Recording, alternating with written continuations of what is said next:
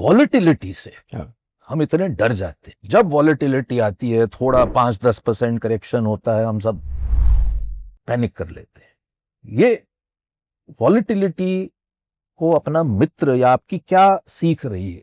मैंने तो हमेशा वॉलेटिलिटी को एज अ एडवांटेज की तरह देखा है। जब 14% पे कंपनीज ग्रो कर रही हैं तो सबको लगता है कि ये तो जिंदगी भर ग्रो करेगी, या फिर आज 14 पे ग्रो करी है तो कल 18 पे ग्रो करेगी, कल 22 पे।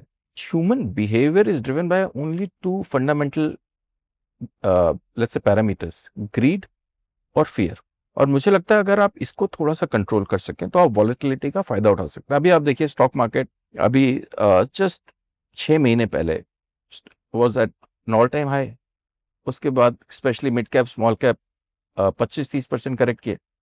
कई सारे स्टॉक्स तो ऐसे हैं जो 60-60 70-70% करेक्ट किए। बट अब आपको उसमें से ढूंढना ये है कि कौन सी कंपनी ऐसी है जो वापस आएगी और कौन सी कंपनीज ऐसी हैं जो शायद पहले ओवर प्राइस थी या गलत तरह का बिजनेस है जो जिनका प्राइस, उसके लिए आपको थोड़ी सी तो स्टडी करनी पड़ेगी। Volatility is your friend. Volatility is never your enemy. Don't take it as your, it will never impact you, but it will always help you in the long term. Market volatility does not impact the portfolio, returns. It gives you protection. I myself am an investor, for the last 18 years in our short-term fund. It has given me 7.5% compounding. I am happy.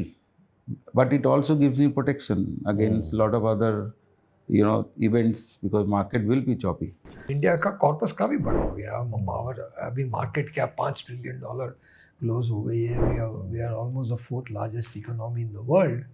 सो अब तो corpus भी हो गया है। जो आदमी के पास 5,000 रुपया है वो कंपाउंड करेगा तो अलग बात है, जो आदमी के पास 1 करोड़ रुपया है वो कंपाउंड करेगा तो अलग बात है।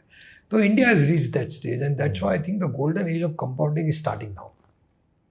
But it will need, but again just to add, it will need patience because बहुत अप डाउन होंगे। सो यू हैव टू और कीप यही दैट। आपने कहा कि इक्विटी में वॉलेटिलिटी तो रहेगी और शायद अब जैसे भारत बड़ा हो रहा है और ज़्यादा होगी, लेकिन लॉन्ग टर्म रहना पड़ेगा। एब्सोल्युटली। और आपने 14% कहा राजेश भाई, लेकिन अभी हाल ही में कई स्कीम्स 30 इयर्स भी कंप्लीट कर रही हैं म्यूचुअल फंड। Yes yes. और उसमें देख रहे हैं 21% 22% कंपाउंडिंग। लेकिन 30 साल में कई म्यूचुअल फंड सीईओज जो आए यहाँ पर शो पे कहा 20 निवेशक रहे 30 साल 30 निवेशक रहे 60 निवेशक, और वही लोग हैं जो आज के रिच लोग।